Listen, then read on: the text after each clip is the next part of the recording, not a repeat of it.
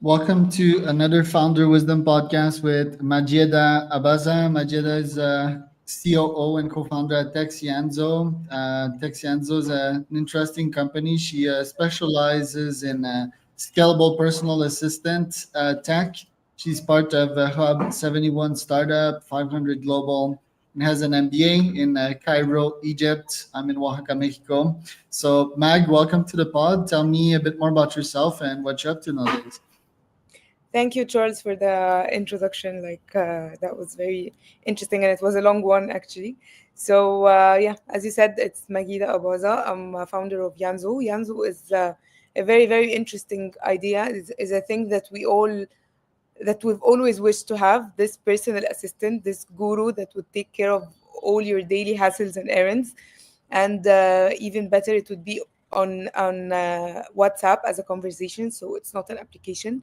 So this crazy idea has been always a challenge for us to prove the concept and to prove to investors and to clients that you can trust us with your daily errands and hassles, and to investors to prove that it's a scalable and a profitable solution. So my journey, in a nutshell, has been always about proving that Chanzo is the right solution that's actually leveraging the new technologies that we're currently seeing for AI and chatbots and so on. So yeah, I know that I pitched Tianzo, but that's my journey actually with it. Right. And what were you doing before that? Why did you decide to launch your own business? Okay, so I have an interesting story that I was a computer science student that always had this passion about developing and coding. I had all my internships during college in IBM, Microsoft, and so on. So I've been after the technologies, but I never thought I would be on the founder side or on the business aspect of this world. It's been always about learning about these new technologies and learning how to develop them and to use them. So after graduation, as I didn't find the right opportunity that I would like to pursue in any of these big corporates. As well, I was after big corporates. The startups was never a thing for me. It's like at the time, 10 years ago, it was those people there that was sitting at Starbucks with their laptops, and we don't know what they do, or they're having a lot of beanbags in their office. I was not after this. I was super proper. Then I wanted to work in one of those big corporates and to have my ID and this word. But ironically, I didn't find the right opportunity. I didn't like any of the offers that were presented at the time, and I know about those three founders. They were in Dubai. I was in Egypt. I didn't know them before. They just posted on Facebook. The three of them were like, we have an idea and we wanted someone to join us from Egypt, because the concept was to have Egypt as the operations hub and tech as well. Uh, and for them to be in Dubai to work on the business and the market side. So I was interested. I don't know why I was interested, but I joined them, and it started from there. Like, I didn't know them before. Now they are my best friends.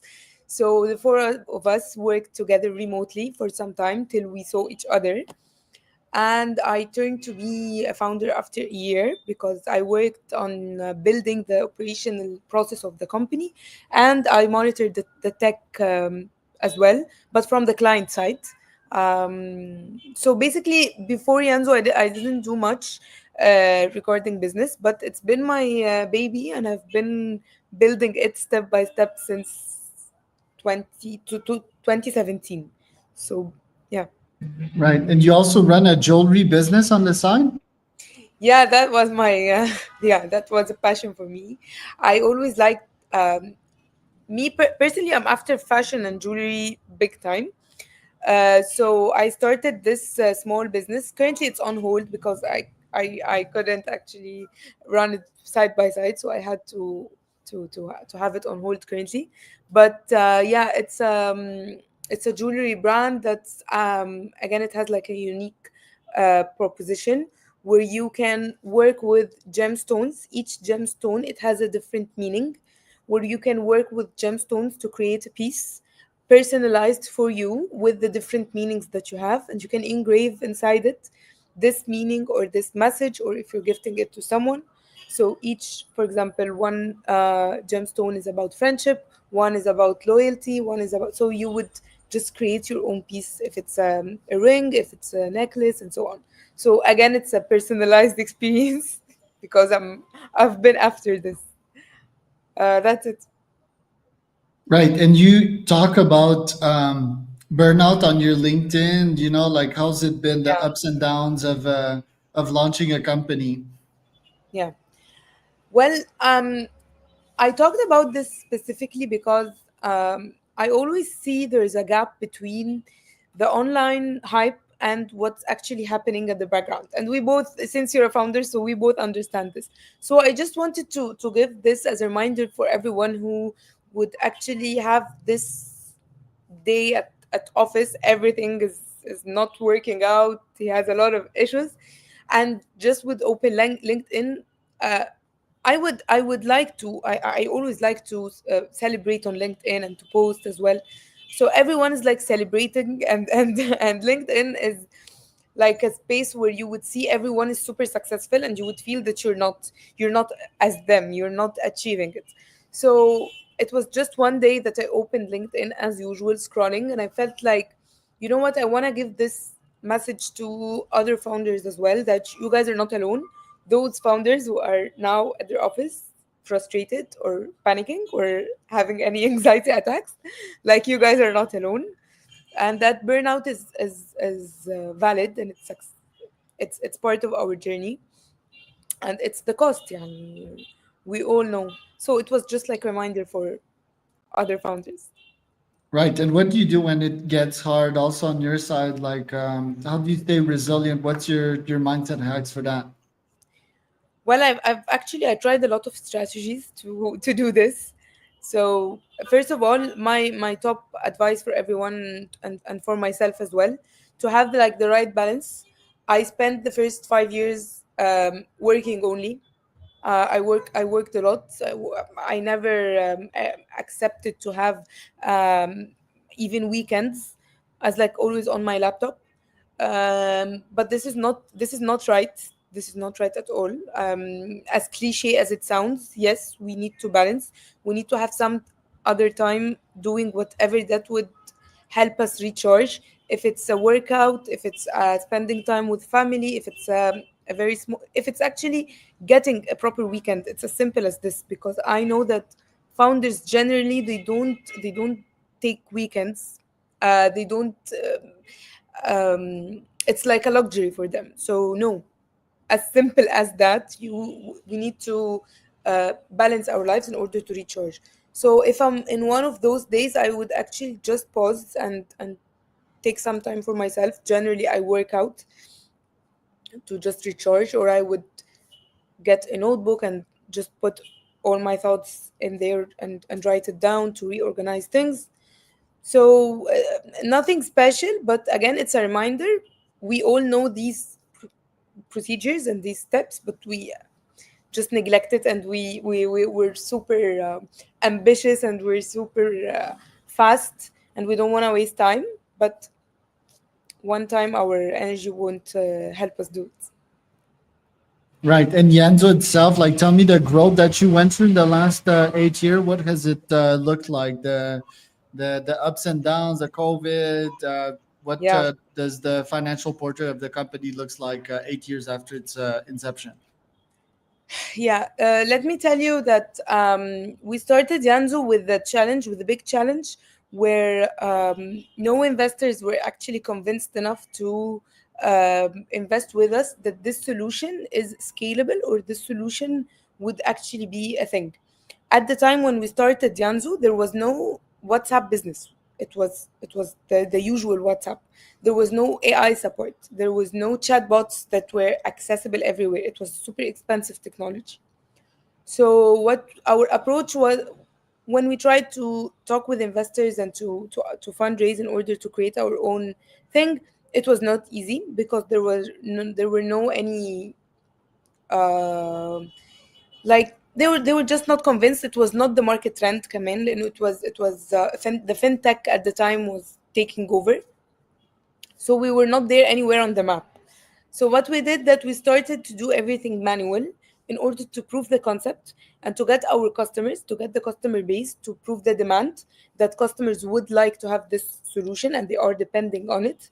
And then after getting to a certain volumes, we would automate the whole solution. And this is what happened. We've worked on the first couple of years, I believe 2 years. We built the operational model all to be manual, just to prove the demand and the concept. Like the request would be received, someone like a human would get this request and he would work on it. At the background, we've been building the whole cycle of the ordering cycle in a way to be to be automated afterwards. So creating our CRMs, creating our maps, connecting. So yes, there was a person, a human, but it was all designed to be automated someday. COVID was actually, unfortunately, it was good for us because customers were heavily depending on us to finish their errands more and more, and to get their items fixed or to get their items delivered. So during COVID, we were over capacity, and we used to send customers messages that we actually have to put their orders on hold, and we've had like a queue for thousands of customers waiting to get served. And this was a very, very kickstart for us afterwards, that these volumes were actually what qualified us to get investments and to actually start investing technology in the solution. So we've grown from the first 2 years, including COVID, to after COVID with 10x in volumes, and we've managed to automate the solution, which actually proved to be a scalable one where we're currently in. So yeah, that's our journey more or less. Is it mostly in Egypt right now? Like, what does your go-to-market strategy looks like? Currently, our the market is actually in UAE. This is where we started, in Dubai specifically, and then expanded to the rest of the country. And we've took it further last year to Saudi Arabia as well, where we received investments from KAUST University and 500 Global as well, Sanabil, which is the program that's held in Riyadh, Saudi Arabia, and we soft launched in Saudi Arabia. Regarding Egypt, we're having our operational hub from Egypt. So we're serving customers in Gulf region, which is UAE and KSA, but we're serving them from Egypt. In terms of having the customer service team, we're having the the tech part of the tech is here from Egypt, and so on. That's it. Our strategy is actually to scale the business and to expand across the MENA region. Interesting. And does that include investing in Insta and Facebook, for example? Is that how you acquire most of your clients nowadays? Yes, currently our customers are actually acquired in two ways: referrals and word of mouth. When a customer uses the service and he likes it, you would find all his circle is using it, because the service itself, the nature of the service is about um, it's a service where you would need your friend and family would definitely know about it if you're using it. Because, for example, delivering a gift, or taking care of your pet, or fixing something at your home, or maybe helping you get a ride, or delivering a package, this would require you, or would make you originally just let everyone around knows about it. So referrals and word of mouth is working like magic for us. And Google ads for us is on second place. Facebook and Instagram is just for um, it didn't work with us much, honestly. Interesting. And the team, how has it grown? How do you recruit team members nowadays? It's not easy. It's not easy at all, and it actually depends if we're recruiting in Dubai or UAE, or if we're recruiting in Egypt. So there's no specific thing that we do, other than the we post on social media, on LinkedIn, We let our employees, they would get the referrals, and this is a very very important point, by the way, that I would like to mention, that for startups specifically, people would work for a startup for different reasons. One of them is to is to make a benefit out of the flexibility and the environment and the ease of work environment. So if you succeeded to have like a healthy working environment and a flexible one, and somewhere comfortable for your employees to come and work every day with a good energy, they would be the best promoters for the business later on, specifically when you try to recruit.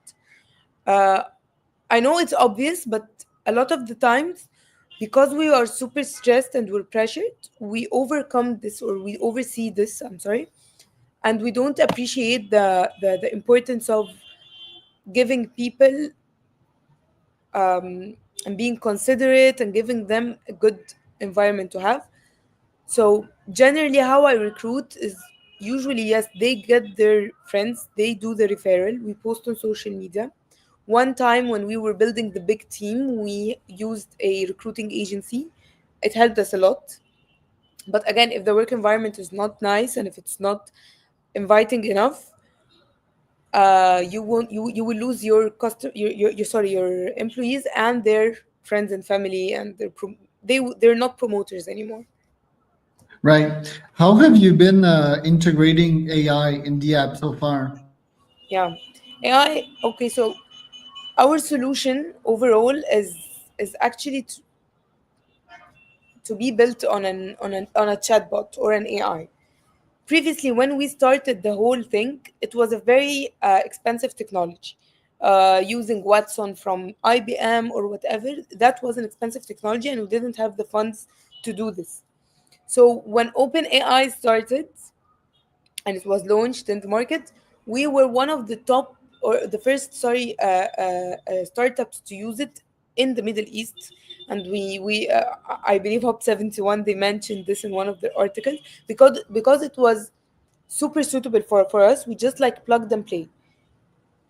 Just to get you in the loop, the ordering cycle for us, it has a part where you have the conversation with the customer, and it has a back end where this request would be shortlisted to our suppliers. So we managed to do the part of the back end. That was an easy one. We had this application where the suppliers would download, and they will upload their products or services. They would accept orders and so on. That's normal. But for the front end, in order to provide the customers with this human like conversations that our agents used to give to them, with the smart solutions, with the fast solutions and the fast responses, that was not an easy thing. So having OpenAI and the AI support in general in the last year specifically definitely scaled our business big time, because we managed to just implement it directly, and that was the missing gap and the missing piece of the puzzle that we had.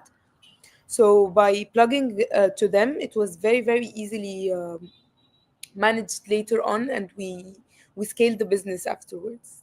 This is when we started And, actually to say that we and are your scaling. ICP precisely, who is it? Like, yeah, we talked about, yeah, UAE for sure, but who are you targeting precisely in terms of company size, titles, industries? Okay, so basically Yanzo is a B2C solution. I can't say, yani, that's how it started. So basically it's targeting busy professionals, mothers, tourists, those people um, who are willing to spare part of their income to service fees in order to take care of their daily hassles and their daily errands, and for them to focus on what really matters. So let me give you a small use case. This mom who is there at home with her kids, having working or doing things, and she has like a last minute errand where she has to pick a gift in order to go to to a birthday with her kids. So instead of putting her kids in the car and going to the mall, parking, and then getting inside the mall and getting this gift, she would very very easily text Yanzo on WhatsApp or send a voice note saying, "Hi Yanzo, please go ahead to this store," or even if she didn't mention the store, "and get me 1, 2, 3 delivered to my home." Yanzo knows her home, Yanzo knows her details because she's already subscribed, and everything will be done seamlessly. So that's on the B2C side. On the B2B side, we started to work with agencies and with small SMEs that would need a procurement agency or a procurement arm for them.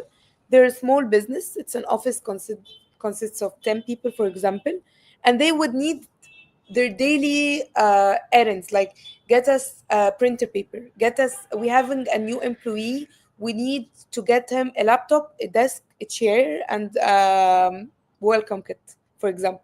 Yanzo is a perfect go-to for them. So we started to have this solutions as well with the B2B, and they've been enjoying the service as well. We offer them packages, and we offer them like a different service experience that is tailored for them and or personalized for them, as well as the agencies, the PR agencies and the marketing agencies that sometimes use us for delivering or sourcing a specific marketing kits or whatever. They would just like send us their details, and we would source the items, finished for them the details, and start delivering it to specific to different lists. That's it. Right. Right. And what are your top goals for this year? What do you want to achieve? So currently we're trying to close our seed round. So mainly it's about fundraising. Why are we fundraising? First of all, we're going to finalize our automation, automating the full service. Currently, we've been working to automate the service on a vertical level. So we take service by service and we fully automate it. So we managed to do this in one of our top services, which is the logistics. um, we're intending for the next year, inshallah, to automate more and more services as we go, and to finalize our expansion in Saudi Arabia, where we already soft launched. We need to finalize our team there and to start implementing the solution in order to provide the service and the experience and the full experience, the same as we're providing it in in UAE. Very cool. Well, Mac, thank you for coming on today. Where can people find out more about you and your company? Thank you so much, Charles, for your host for this interesting conversation as well. Thank you. And the link to your website is textyanzo.com, right? Yes, textyanzo.com or yanzo.com as well. Both would lead you there. You, Okay. I